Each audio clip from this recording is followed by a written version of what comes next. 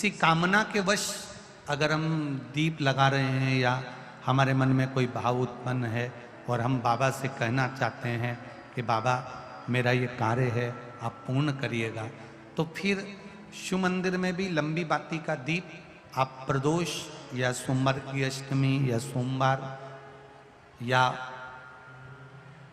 आप शिवरात्रि को बाबा से निवेदन कर कर लगा सकते हैं।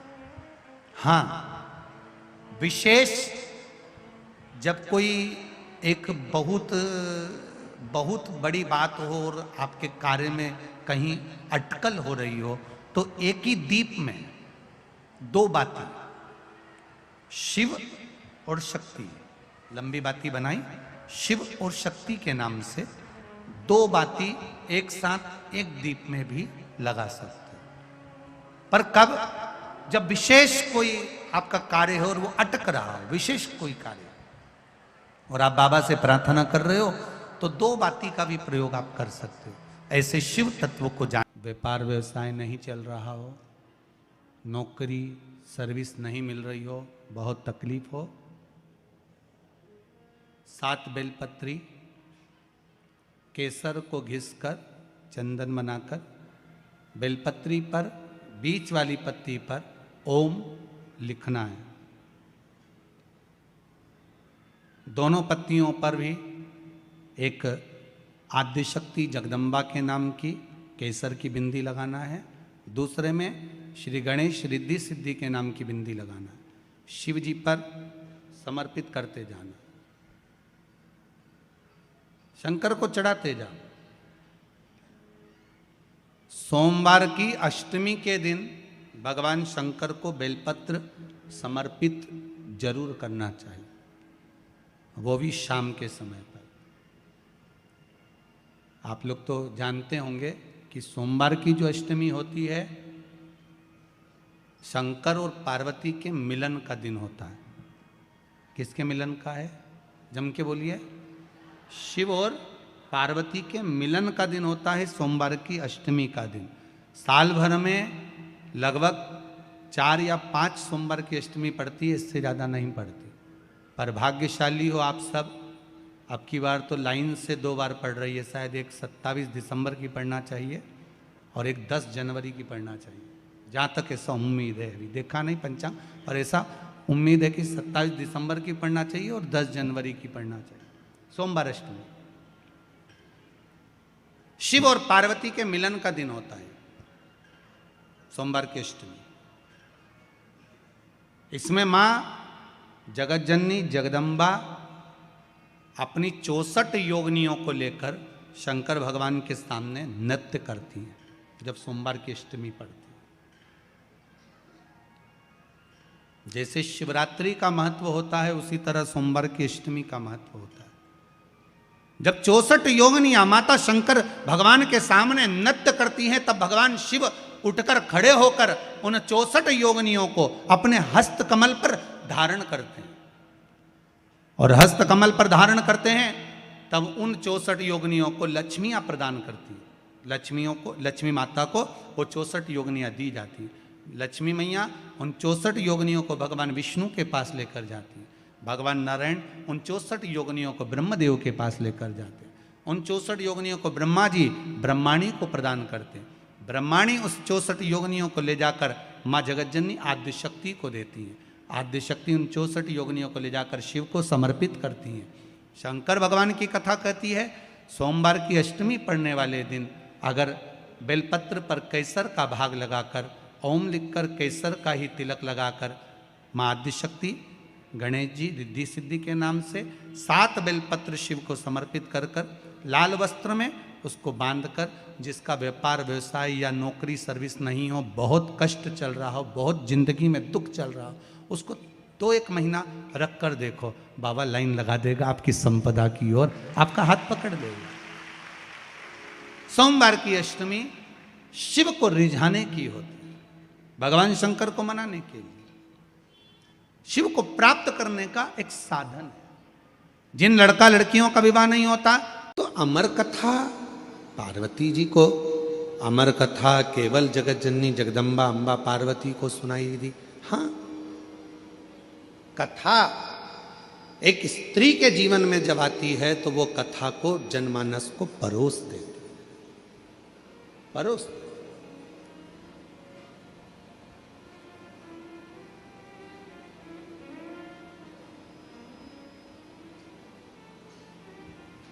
दुनिया में केवल एक स्त्री ही ऐसी है, महिला, एक नारी ही ऐसी है, जब सब खा लेते हैं तब आखिरी में वो खाने बैठती है, भोजन करने बैठती है। जो मिल गया उसमें भी उसकी तृप्ति होती है, नहीं मिला उसमें भी उसकी तृप्ति होती है।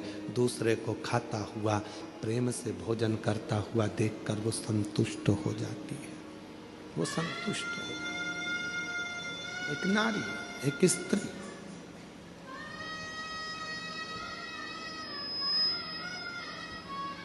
कल कथा चल रही थी भगवान देवादिदेव महादेव के मंथन की, और मेरे भोले बाबा ने कंठ में विष को रख लिया था और मां पार्वती जी ने उसको रोक लिया था अंदर उतरने से पहले।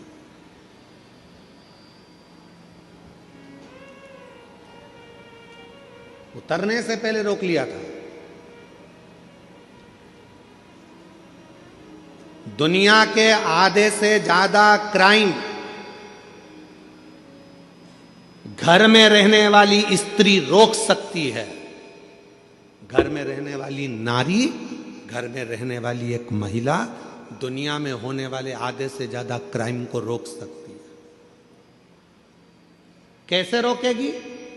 अपने पति को अच्छा उपदेश देकर, उसको समझाकर, अपने बेटे को अच्छा संस्कार देकर, अपनी बेटी को अच्छा ज्ञान देकर, अपने ससुर को अच्छा ज्ञान देकर, अपने पिता को अच्छा उपदेश देकर, अपने भाई को अच्छा ज्ञान देकर, उपदेश देकर।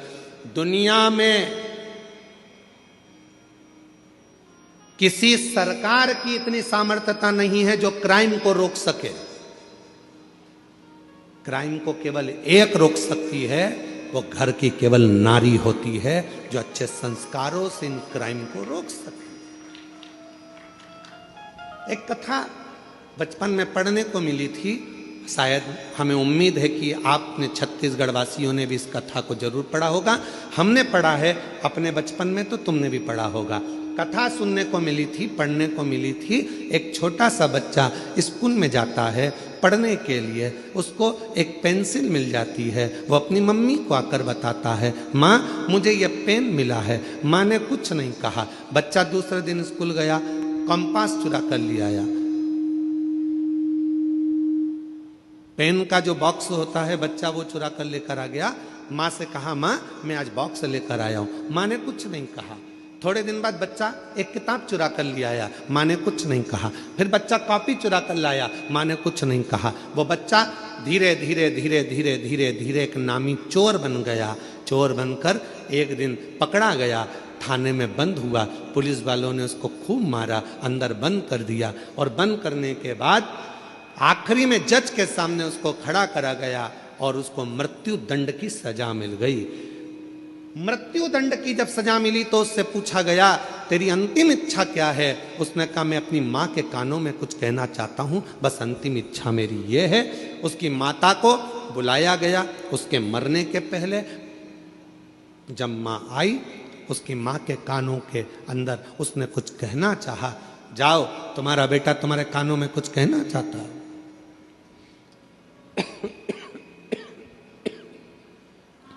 माँ ने कान आगे करा। बच्चे ने गला पकड़ रहा है माइक भाई।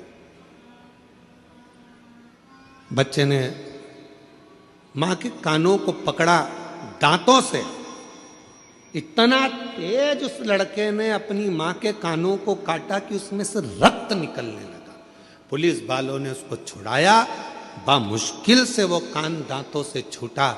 आखिरी में पुलिस वालों ने पूछा कि ये तेरी माँ है और तूने इसको दांतों से काट दिया?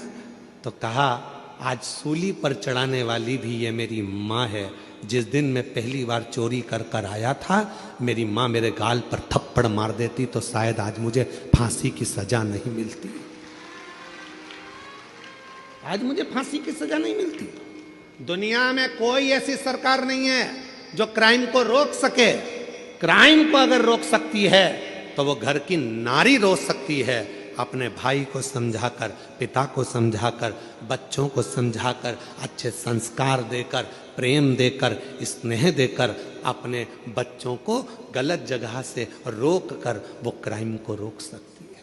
केवल एक स्त्री, केवल एक नारी।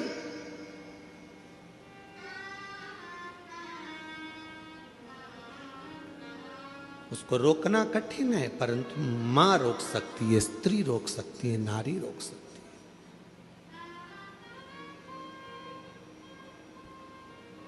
कितना विचित्र प्रसंग है। विनायक का सिर किसने काटा था? जम के बोलो जरा। गणेश जी का सिर किसने काटा था? शंकर भगवान। किसका सिर लगाया फिर बाद में? हाथी का। जब हाथी का सिर लग गया गणेश जी को, उनके बहुत सारे बेस्ट फ्रेंड हुए, उनके बहुत सारे दोस्त हुए, उन्होंने उनको भरना प्रारंभ करा। तेरा पिताजी है, तेरा सिर काट कर तेरे को हाथी का सिर लगा दिया, इंसान का लगा देते, मनुष्य का लगा देते, कैसा तेरा स्वरूप बना दिया। लोगों ने भड़काया। गणेश जी गुस्से में लाल होकर अपनी माता के पास गए। माँ, मेरे पिताजी ने मेरा सिर काट दिया, मेरे पिताजी ने मेरे साथ ऐसा किया, हाथी का मुख लगा दिया। कितना विद्रोह भरा था गणेश जी के अंदर कि तेरे पिताजी ने तेरा सिर काटा, हाथी का सिर लगा दिया। फिर माँ ने समझाया, बेटा तेरे पिताजी साधारण नहीं है, उनने बहुत सोचा होगा, उनको मालूम है कि दुनिया में सब कुछ हो सकता है पर कोई लंबोदर नहीं हो सकता है, इसलिए तुझे लंबोदर बना दिया। माँ ने समझाया। फिर दूसरी बार बारी आई। कार्तिकेय को बैठने के लिए मोर मिल गया, शिव जी को बैठने के लिए नंदी मिल गए, माँ जगत जननी को बैठने के लिए शेर मिल गया, सारे देवी देवता अच्छे अच्छे वाहन पर बैठ गए। आखिरी में गणेश जी को छोटा सा चूहा दे दिया। फिर दोस्तों ने भर दिया। माँ, पिताजी को तो देखो, मेरे लिए चूहा दिया, दिख रहा था मेरा इतना बड़ा शरीर है, बैठने के लिए कोई अच्छा वाहन देना था, इतना छोटा सा चूहा दे दिया। माँ ने समझाया बेटे को। बेटे के अंदर विद्रोह उत्पन्न हो रहा था। माँ ने कहा, बेटा तेरे पिताजी समझदार हैं, उन्होंने चूहा इसलिए दिया, बड़े बड़े गाड़ियां ट्रैफिक में फंस सकती है पर मोटरसाइकिल और साइकिल कहीं से भी निकल सकती है, इसलिए तुझे छोटा वाहन दिया गया, छोटा वाहन दिया गया। गणेश जी खुश हो गए, मां ने समझा दिया, नहीं तो विद्रोह तो कब का चालू हो जाता। फिर आया बारी। अब की बारी आई कि पृथ्वी की परिक्रमा कर कराना है। मां, सब ने कहा तेरे पिताजी को मालूम था कि तेरे पास चलने के लिए कुछ नहीं था, छोटा सा चूहा कितने दिन में पृथ्वी की परिक्रमा करेगा। पिताजी को मालूम था कार्तिकेय जीतेगा, उसको प्रथम गिनती में ला दूंगा। पर गणेश जी, तेरे पिताजी ने तेरे साथ चाल चल। गणेश जी को विद्रोह आया। माँ के पास गया। माँ देखो, पिताजी ने ये कोई बात बोलना चाहिए कि पृथ्वी की परिक्रमा जो करेगा पहले वो प्रथम गिनती में आएगा। अब तो मेरे पास तो इतना छोटा सा चूहा धीरे धीरे चलेगा, कब तक पृथ्वी की परिक्रमा करेगा। माँ ने समझाया, बेटा तेरे पिताजी हैं, वो जानते हैं कि तू इतने बड़े चूहे पर बैठकर पूरी पृथ्वी की परिक्रमा नहीं कर सकता, इसलिए तेरे पिताजी ने मेरे कानों में कह दिया था कि एक काम कर, गणेश जी को बोल देना पूरी पृथ्वी की परिक्रमा ना करे तो माता पिता की परिक्रमा कर लेना, फल प्राप्त हो जाए। जब जब व्यक्ति के दिल में विद्रोह उत्पन्न होता है, जब जब व्यक्ति गलत सोचता है, गलत विचार लाता है, अगर घर की स्त्री, घर की नारी, घर की महिला, घर की माँ, घर की बेटी, घर की बहन, घर की भाभी, घर की बुआ, घर की चाची, घर की काकी, घर की मामी, घर की स्त्री जब उसको समझाती है तो कोई पुरुष कोई गलत काम करने के लिए जा नहीं सकता। विद्रोह कब उत्पन्न होता है? जब घर की नारी उसको भर दे। देख लो तुम्हारे भाई को, देख लो तुम्हारे मामा को, देख लो, जब अंदर इतनी ईर्ष्या भर दी जाती है कि पुरुष फिर क्राइम करने को आगे बढ़ जाता है और तलवार लेकर, चक्कू लेकर दौड़ पड़ता है। 10 मिनट का क्रोध, उस व्यक्ति ने चक्कू मारा, 10 मिनट का क्रोध आया और मालूम पड़ा वो 10 मिनट का क्रोध उसकी 10 साल की जिंदगी को बर्बाद कर दिया। 10 साल की जिंदगी। किसी की सामर्थ्यता नहीं जो क्राइम को रोक दे। क्राइम को केवल एक घर की मां, घर की स्त्री, घर की नारी रोक सकती। अच्छे संस्कारों से, अच्छे विचारों से, अच्छी सोच से। जरा बहुत ध्यान देने वाली कथा है। लंका का राजा रावण कैलाश पर्वत उठाने के लिए गया था। हाथ भगवान देव अधिदेव महादेव का पर्वत कोई उठाना साधारण नहीं है। अहंकार के वश उठा रहा था, इसलिए नहीं उठा। अगर प्रेम के वश उठाता तो लंका के राजा रावण के हाथ में भी कैलाश पर्वत चला जाता।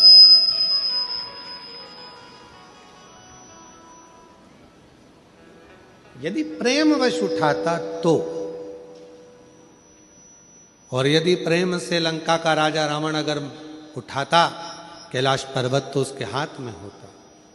पर वो पर्वत उठाते समय हाथ भगवान ने अपने पांव का अंगूठा थोड़ा सा नीचे करा भोलेनाथ ने, और हाथ टूटने लगे, दबने लगे। तब रावण ने भगवान शिव को पुकारा।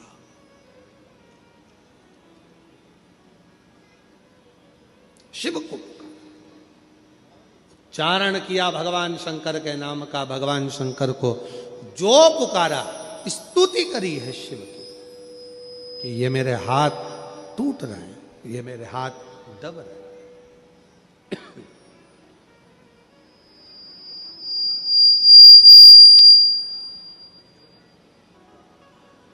भगवान से प्रार्थना कर रहे हैं, निवेदन कर रहे हैं कि गलती हो गई जो मैंने अहंकार के वश आपको उठाया। अहंकार। ध्यान देना थोड़ा सा, एक बहुत सुंदर प्रसंग यहां वर्णित होता है। मेरी जीजियों, मेरे जीजाओं, मेरी बेटियों, बेटाओं, मेरी माताओं, मेरे बुजुर्ग माँ बाप, जितने भी यहाँ कथा में बैठे हैं उनको मैं नमन कर कर कहूँगा।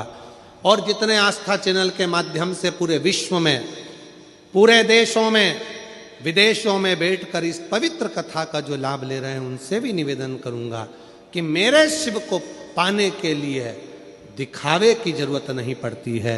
मेरे शिव को पाने के लिए बहुत आडंबर की जरूरत नहीं पड़ती है। मेरे शिव को पाने के लिए बहुत अहंकार की जरूरत नहीं पड़ती है। शिव पुराण कहती है मेरे शिव को पाने के लिए केवल प्रेम का एक लोटा जल चढ़ जाए तो मेरे शंकर प्रसन्न हो जाए। केवल प्रेम का एक लोटा जल सारी समस्या का हल।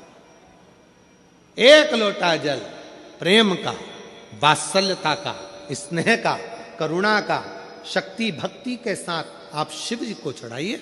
शिव को तुम्हारे शक्ति से भी मतलब नहीं, शिव जी को भक्ति से मतलब, भक्ति से।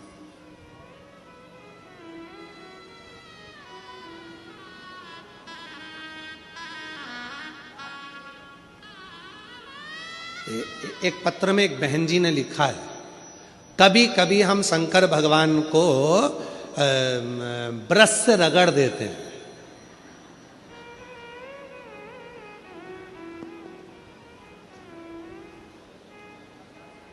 भगवान भोलेनाथ जी भी सोचते होंगे किसके हाथ में आ गया।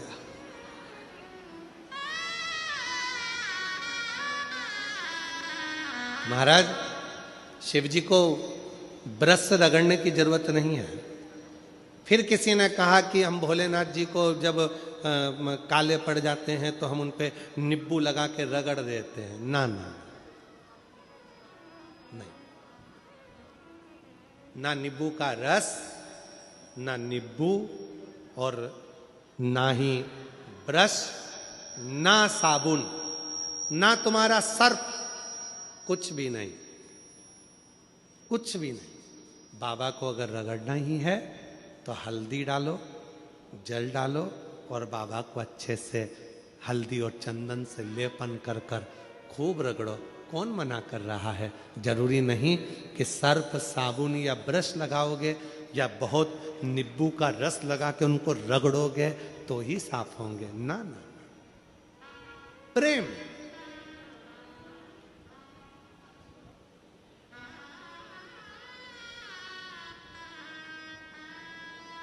और भगत के बस में है भोलेनाथ, भगत के वश में है भोलेनाथ। भगत बिना ये कुछ भी नहीं है, भगत बिना ये कुछ भी नहीं है, भगत गए की जान भगत के वश में है भोलेनाथ, भगत प्रेम। लंका के राजा रावण ने अहंकार रखकर कैलाश पर्वत को उठाना चाहा, हाथ दब गए। 20 भुजा का बल, हजारों हाथों का बल लंका के राजा रावण ने लगा दिया, तो भी उठा नहीं पाए। अगर उठा नहीं था, प्रेम के बल पर उठा लेते, उठ जाते। प्रेम के बल पर।